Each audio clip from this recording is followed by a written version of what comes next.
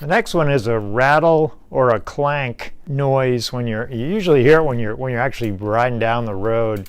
It's kind of hard to simulate it on the bike, but when you're riding down the road, it'll be sort of a metallic clank or a rattle, and it's usually accompanied by sloppy shifting, because what's going on is the cassette cogs have loosened up. They're not tight anymore. And so the whole cassette is moving around on the hub. So you can understand how it wouldn't shift as well anymore, and how you could have some crazy noises. Hear how much noise that makes.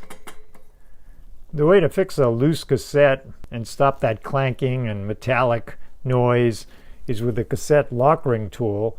You'll see that if you take it up here, it fits right into the spline.